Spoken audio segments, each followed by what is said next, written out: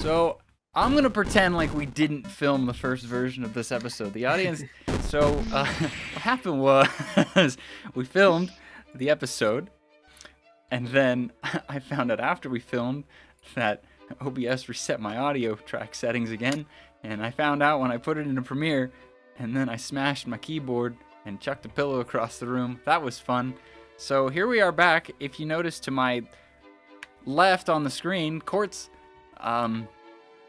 he's doing something. He's doing something over here. He was preoccupied because it is his birthday today, so he's out with the people in the Dominican Republic, and he wasn't able to make it back for the re-recording. And so we, courtesy of Lillian's suggestion, Court is now that child gif. I don't really know, but welcome to season 4, episode 5, part 2, or I guess part 1, but part 2 for us.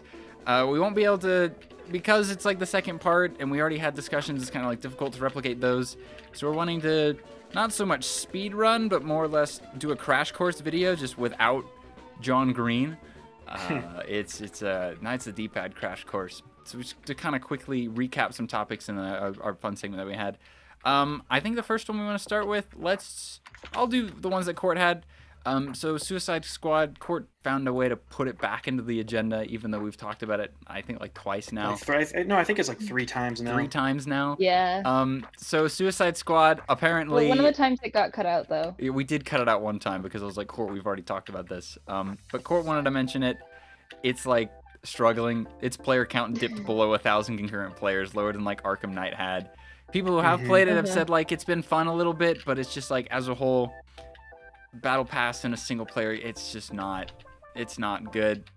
We kind of made the decision or came to the conclusion that Suicide Squad is a microcosm of everything wrong with the gaming industry right now, and it is paying dearly in its low player count. So if you enjoy the game, nothing, or not, good on you, but you can enjoy things. You can enjoy things still having them not be good. Suicide Squad. I enjoy children's television. That doesn't mean that it's high quality.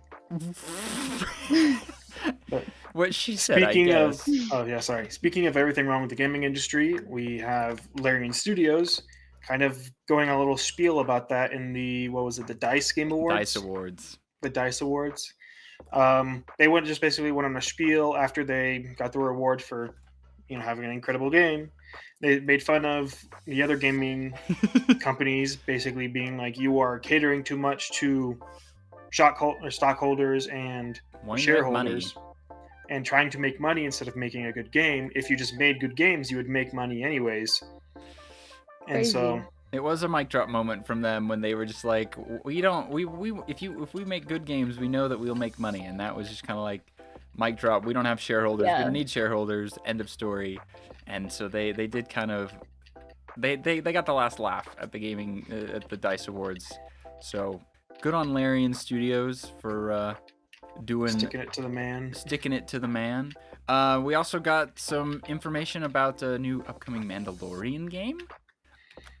So Respawn Entertainment making new Mandalorian game. They're the same company that has made Star Wars Jedi Fallen Order. So they have shown that they are able to make good Star Wars game in the past, and so it'll be exciting to see how they're able to execute a first-person shooter style game where you're playing as a Mandalorian, not the Mandalorian from the show, but a Mandalorian during the height of the Empire. The Imperial Empire. It's kind of how empires work. They are typically imperial. Shh, I didn't think before I spoke. It's not important. We also got a little bit of information about a potential Avatar game. A little bit. Just a little bit. Just that it is being produced by Maximum Entertainment, and it's a fighting game, and fans are uncertain. It's clearly designed to ride the wave of the new live action series that fans are mostly hopeful about. And we are all skeptical, though. Yes. But definitely this game also skeptical, unsure, but hopeful, because the company has made other fighting games in the past that seemed to be pretty good, and they just purchased another group that made what Court said they I don't remember was what a it was good. called. Oh Yeah, wait, it was it was like them's fighting herds or something. Oh yeah, them's fighting herds. Them's fighting Yeah. herds. Apparently, it's a good fighting game. So the hope is that the Allegedly. same group will be working on this game, and it will be a good game. That is the hope. That do be the hope. Generally, that is the hopes. Generally, the hopes are good. Yes. We also Yes. talked about Heck Divers 2 a little bit. I know that Ben has been playing it. I think you came from playing it to come back to the re-recording. Yep. Really good game. I played a lot of Helldivers 1, and so to see Heck Divers 2 popping off so much and being so popular, it's really exciting. Though the company is not able to provide enough server spots right now, just because like there's so many people wanting to play the game. I don't know if they expected it, but they've limited it to about 450,000 people. So that means there are more people waiting to get onto the game than there are playing it. And that's without it even being available on Xbox. This is just PlayStation and PC. I know that fans have been asking for it to come to Xbox already, but Sony has an interesting track record with, wanting to put their games on Xbox. We should just be happy that it came to PC so quickly. So there's that. And then other piece of big news, we got the trailer for NCAA Football 25. So the first college football game since, I think, 2014. 2014. Correct me if I'm wrong, anyone who's watching, but first one since 2014. Everyone's excited about it. Hopefully it doesn't follow the same lack of quality that the Madden games have as of recently. But word is that like even lesser FCS schools will be in there, college fight songs will be in there, things like Enter Sandman and all of that kind of fun stuff. So everyone's hopeful. I probably will be buying it. And I don't really like buying games on release, like $70, $80, but this one I might genuinely consider it, as I know a lot of other people have who have said, thank you for changing my life, and the game goes, I'm not even out yet. So I'm excited for it to come out, as are several of my friends. But then related to the game I actually play, Overwatch Season 9 dropped last week with what is described as bigger health pools and even bigger hitboxes. Yeah, the some of the heroes are shooting redwood forests, and some heroes have health pools large enough to feed a small family. But even though everyone was skeptical when leaks came out that these were going to be the changes that came in, so far reception has been largely positive. I've enjoyed it. Everyone's felt like the game feels better. DPS players feel like they have more impact, as like in the past where they felt like they were kind of useless. Tank players, though, are on the miserable side because of the DPS health debuff healing debuff that they apply when they deal damage. So there's some still fine tuning that needs to go into it, but generally speaking, the game feels better to play. It's one of the better battle passes we've had with the Moira Mythic. So the game is in a good spot compared to where it's been the last year or so with like kind of iffy balancing, but it has only been a week. So only time will tell if the patch really can hold off in the long run. So those are the big little news bits. I know that Ben, G2 took some stuff. Oh yeah, G2 won LEC. G2 won LEC, and all Even of the production was having a fun time with gameplay not being shown for them, and then in Valorant having tech pauses out the wazoo. But I wonder what happened to all their staff. I wonder where all their production staff went. It baffles me. But other than news, we also wanted to kind of share some of our favorite stories in gaming. We've talked in the past about our favorite games and like that sort of thing, and we've mentioned before like games that we really like the story of. But we've never actually like taken the time to share the games that we love the most when it comes to their story. Court specifically, when he was the ones that he shared with us, he thought The Last of Us was one of the best storytelling games ever made. I think is kind of like the what he was kind of pointing at, in that how its narrative was really the forefront of it, and he liked the interactions that the characters had. I've never played it. I don't know, Ben, have you played it? Is it The Last of Us, right? Yes. No, but I've... Okay, Court. Most games I know the story of, I've watched playthroughs. Court, we're trying to do it justice. Court really liked the game, said the story was awesome. We've never played it, but I know he wouldn't lie to us. So, there's that. Yeah. And then the other series he brought up was the Uncharted series, all 5 games of it. And how Nathan Drake is one of those quintessential action RPG like characters, and how the story, everything works together. Again, I haven't played it. I'm just wanting to give Court the representation he deserves with the games that he brought up. So, Yep. Last of One Us. of those games had a and really Uncharted. good live action adaptation. One of them didn't have such a good live action adaptation. I'll let you decide which is which. Which one is which? As I flash them both on the screen and give someone an epilepsy. So those were Court's games. He really enjoyed those. Ben, which ones did you have? Share with us. First, I had a game that doesn't really kind of have lore, but kind of does. League of Legends has some really good lore. You've got like a really in-depth universe with hundreds and probably even close to like 1,000 individual characters now, with their own backstories, their own like ideals. You have basically a whole planet of like countries and continents and all that. And then all of this has no reflect whatsoever in the actual game League of Legends. And so it's really cool to see that Riot put so much work into the lore, even though it was technically the lore completely doesn't unnecessary matter. for the actual gameplay of the game. But it's really nice. It has allowed us to have such great things like Arcane, and also the incredible lore inside of like Legends of Runeterra. And so really excited for what comes in the future of the lore, and really grateful for Riot for making such an incredible universe. Yep. And then along with that, I had Undertale. I kind of mentioned this before. Undertale has probably one of the best like applications of like the whole meta idea of the game knows you are playing a game, and some of the characters will address it being like, hey, you've done this level so many times, or you've like restarted the game so many times. And I feel like it has the best application of it because like it touches so much into the emotional side of it, that like this isn't just like, oh, we've restarted. It's like these people have hope in their future, and then all of a sudden they're just put back. These people have hope. And so that's why, like I've said before, when I played the game, I only played the pacifist route once, and then I just left it. My own headcanon is that they the live monsters on your have gone to the SSD. surface, and they've lived happily ever after. Just never boot up the save file again, otherwise it'll ruin everything. You know, a game has made the morals right, where they make you feel you physically are unable to really like want to do the genocide run. So only terrible human beings do the genocide run. I don't know who's done it, but if you've done a genocide run, shame on you. That reflects poorly, I guess.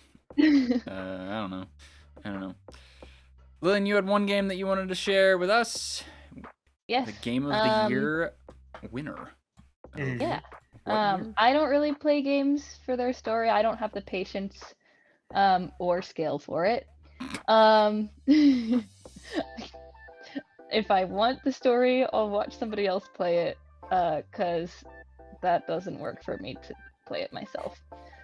So for me, my favorite game when it comes to the story is It Takes Two.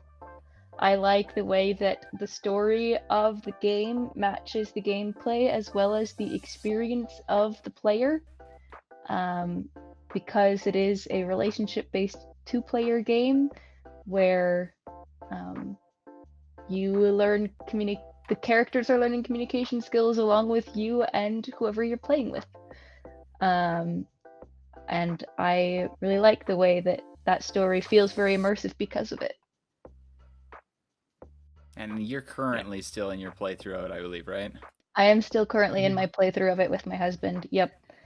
But I am as well with my wife, and so it is a very long game. Yeah. But it is very good still, and it has a great story about, getting back together. And I honestly think it genuinely has helped many couples get closer. And yeah, I am not currently in a playthrough of it with my non-existent significant other.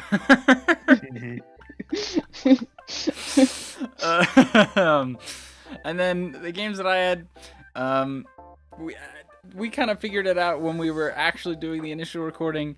This one might as well just be Star Wars: The Old Republic in general, the whole Old Republic era. The first game, the first Knights of the Republic game, kind of encapsulates the sheer like breadth and scale that it brings, especially with it being the first Star Wars game that really kind of went back and explored the Old Republic era rather than sticking to the Skywalker saga. But then all of the other content that came after, like the second game and particularly the MMO, really kind of expands how far the Star Wars universe really can go back in that time, especially with it being the height of the Jedi and of the Sith. So the cinematics that the MMO has are incredible. There's not really any other Star Wars content that compares in like just how awesome it is to watch. It's of all the game cinematics, I think those are like the best to just watch, and you have no idea what's going on. You're like, this looks cool, and I really like it because Star Wars lightsabers. But the first Knights of the Republic game specifically, in terms of specific games, its story is so nice. It has some of my favorite characters in gaming ever, like HK-47, the assassin droid, and even just how it builds characters like Bastila and like Karth. It's just really good, and it treats you really well, and it gives you like some twists in there that really help like put actions that you did in perspective and allows you to like move forward differently, and puts the whole game into like its own framework for everything that comes after it, because even things that like kick it off, like the Mandalorian Wars, are like not explicitly shown, but it kind of opens the door to everything that goes around. So like the Old Republic, if you want a rabbit hole of lore of just a universe, Star Wars: The Old Republic, everything before the Skywalker saga, is a treasure trove of expanded universe knowledge that kind of goes a little silly. It goes a little harder than it needs to. And then my second game is a game that I had talked about before that I am currently almost finished with my playthrough of, that being Nier Automata. Kyle will appreciate the shout out that I'm giving it. It is it is probably my favorite RPG that I've ever played, with like combat and gameplay aside. Like its story, it really makes you think about like the nature of human beings and kind of like what constitutes a human, because in this game, like you don't ever actually like really interact with humanity.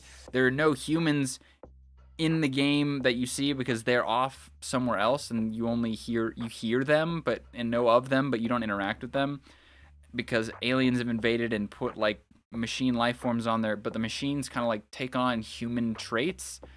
And so as you're going through as these androids 2B and 9S, you're like supposed to like hate these machines, and like you're on the planet to kill them to help free Earth back up for humans. But then but as they're acting like humans, you're like trying to figure out like, am I in the wrong here? Like what's going on? And am I the bad guy? Are we the baddies?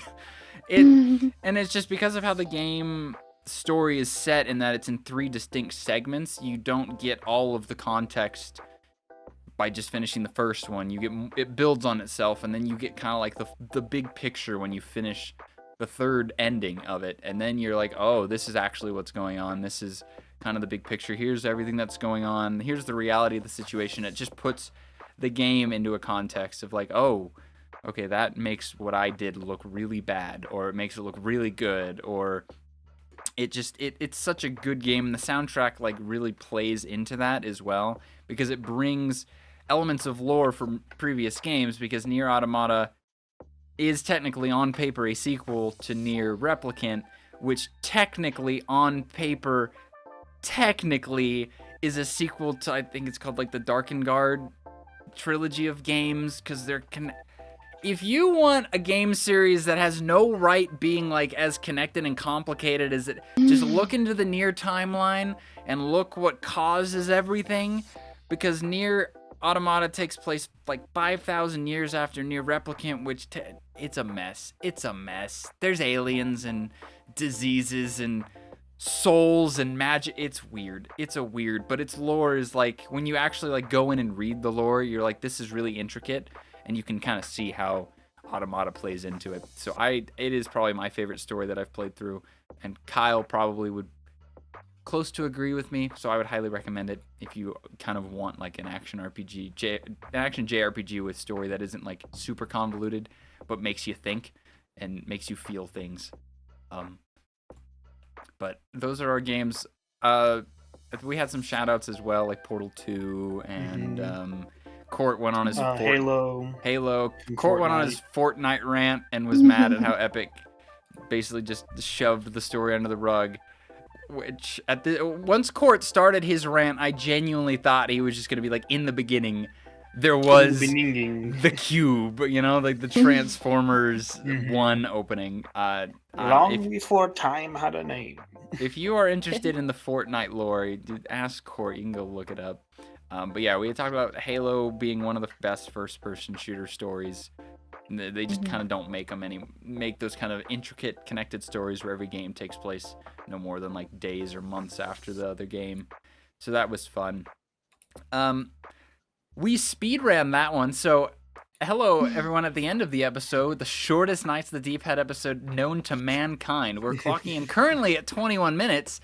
Sorry for everyone that was hoping this week would be a full, nice, long episode that you can put on while you're relaxing during the day. You can blame me, and by extension, my OBS. This will never happen again. How much we drag out our episodes. We do, yeah. We got a whole episode done in under 30 minutes, and we usually go an hour and a half. We're sorry for wasting your time every week.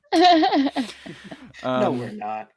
This will never happen again. I will never let this happen again, because I was telling William this, as soon as I threw it into Premiere, I don't think I've ever slammed my keyboard as hard as I did in that moment, and went and screamed into a pillow for 5 minutes and then chucked that across the room. It was not good. So we will have a full length normal episode next week that I won't mess up. But we wanted to make sure we get an episode out, especially because we already had missed a week previous because of a similar issue. We wanted to have a little bit of something, you know, a little bit of a taste of what actually was filmed. You can imagine in your head what Court looks like to my left as I'm gesturing to his whatever the heck is going on there. I don't know. Court will see for the first time what we've replaced him with. But I think that's kind of all that we wanted to share today. So I think we'll kind of close this short little episode out. So with that, Knights of the Deep Head is an official publication of the Daily Universe. We'd like to give a special thanks to Alan Neves and Miles Romney for everything they've done and continue to do to help support us to do this podcast.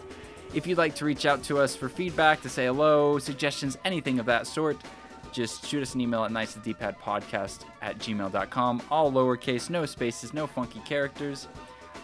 Except for that. Well, okay, if you consider @ a funky character in an email address, I guess. One funky character, one single character. One funky character. But with that, let's sign off. My name's Aiden. I'm Lillian. And I'm Ben. And Court is to my left, non-existent, but who really knows? We're Knights of the Deep Head. We'll see you next week.